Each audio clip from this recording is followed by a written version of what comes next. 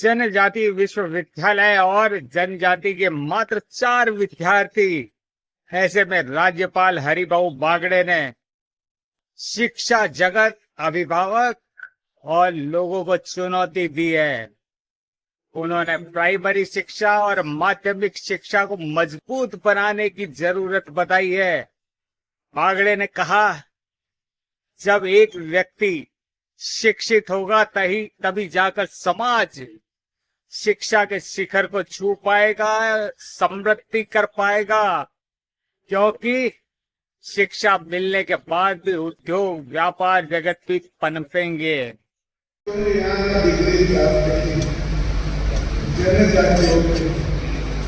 बांसवाड़ा जिला 70%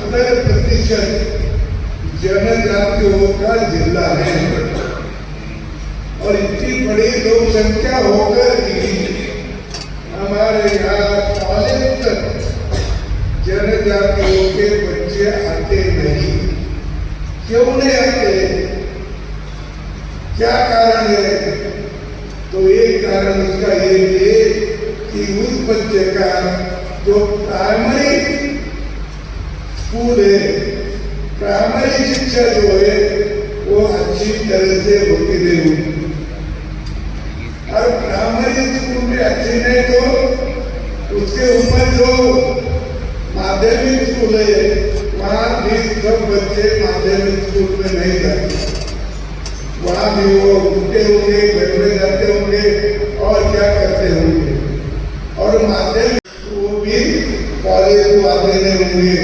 ऐसी स्थिति होगी तो जनजाति वालों की संख्या बढ़ाना अपन तो विचार करते हैं कि जनजातियों के लोगों की गरीबी दूर हो जाए, सर्व समाज के समान उनका भी व्यवहार हो जाए, लेकिन व्यवहार में तो होता नहीं। ये जब उनकी गरीबी कब दूर होगी कि जब उनको शिक्षा मिलेगी और शिक्षा से वो नौकरी करेगा, उद्योग करेगा, व्यवसाय करेगा और कुछ आगे जाके करेगा। एक परिवार में नौकरी लगी तो उसके आगे के लोग भी नौकरी लगेंगे या व्यवसाय करेंगे या उद्योग करेंगे या कारखाने डालेंगे, कुछ भी कर सकते हैं। लेकिन जो प्राइमरी शिक्षा है और जो माध्यमिक शिक्षा है, उच्च माध्यमिक शिक्षा है, इस पे सभी ने ध्यान देना चाहिए। मुझे ये भी लगता है कि गांव के लोग अपने गांव के स्कूल के प्रति कितने जागरूक है, आपके वरिष्ठ लोगों ने भी ध्यान देने की जरूरत है। और जिस गांव में स्कूल के बच्चे के लिए ध्यान दिया जाता है, शिक्षकों के तरफ ध्यान दिया जाता है, स्कूल में शिक्षक कितने समय में आते, कब जाते, इस पे गांव ध्यान देता है, उस गांव के बच्चे अच्छी पढ़ाई करते हैं। और ऐसी पढ़ाई करने के लिए गांव वाले का भी समर्थन चाहिए और वो समर्थन भी देना चाहिए। मैं आप सभी से आग्रह करता हूँ कि आप अपनी डिग्री ली, आप जहाँ जाओगे वहाँ नौकरी करोगे, यहाँ उद्योग करोगे, तो आपका भी ये कर्तव्य रहेगा कि हमारे गांव के स्कूल कैसा है, हमारे गांव के लोग कितने बच्चे स्कूल में अच्छी तरह से पढ़ाई करते हैं, तो इस पर भी ध्यान रखने की जरूरत है। सार विद्या या विमुक्ता है, कर्म को बंधन नहीं डाले। जो अपन काम करते हैं उसको कभी रोकना नहीं, काम करते हैं कभी रुकना नहीं। जो अपने हाथ में काम लिया है, जो अपनी जवाबदारी है, जो अपना कर्तव्य है, वो काम करते रहो, उसको रोको मत। और विद्या जो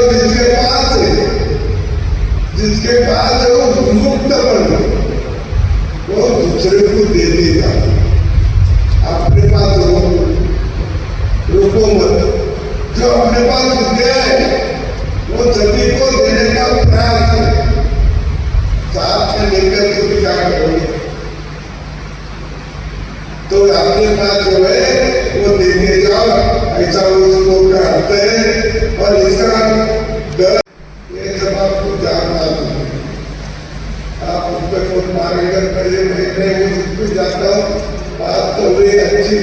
ली है आपने।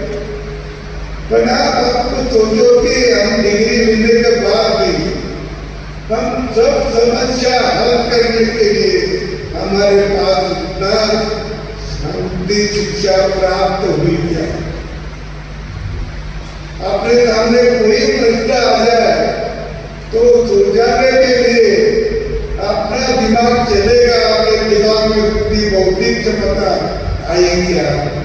ये अपने आप शोध करना की जरूरत है। और विद्या यही है, विद्या यही है कि आप डिग्री लेने के बाद, विद्या पूरी करने के बाद कोई समस्या तो हम सिर्फ को हाथ लगा के बैठे, ऐसा नहीं होना। उसमें मार्ग निकालना, उसकी खोज करना और उसका परिणाम भी करना, यही सही शिक्षा का महत्व है, यही सही शिक्षा बोली जाती है। जी हाँ, इतना ही नहीं, बागड़े ने 1835 की भी याद दिलाई, जब मेघालय आया था और उसने जो कुछ कहा कि तब गुरु गुरु हुआ करता था। आज नाम के लिए गुरु नाम दे दिया गया है, लेकिन भौतिक संसाधनों की दौड़ में जुटे हुए नजर आ रहे हैं। और उस समय की याद दिलाते हुए बागड़े ने कहा कि तब नैतिकता थी, प्रामाणिकता थी, विश्वसनीयता थी और समृद्धि थी। यही भारत का मूल आधार था, जिसे खत्म करने के लिए नियोजित प्रयास किए गए। यानी कि आज शिक्षक समृद्ध है, लेकिन ज्ञान अपने पास रखना चाहता है और इसी ज्ञान को बांटने की नसीहत दी है बागड़े ने। वो भारत में गवर्नर था, और जब वो उधर लंदन में गया तो सभी गवर्नर के सामने उन्होंने भाषण दिया था। उन्होंने क्या भाषण दिया था? ये बात है 1835 की, 1835। और 1835 में उन्होंने भाषण दिया कि भारत को अपन ज्यादा भी अपना गुलाम नहीं बना सकेंगे। तो क्यों नहीं बना सकेंगे? तो उन्होंने बताया कि भारत में जो लोग हैं वो लोग नैतिक मूल्यों को बहुत जानते हैं, उनके पास नैतिकता बहुत है, प्रामाणिकता है और समृद्ध है। मैं भारत में सभी और घुमा, मुझे कहीं चोर मिला नहीं, मुझे कोई भीख मांगने वाला मिला। ये 1835 का भारत।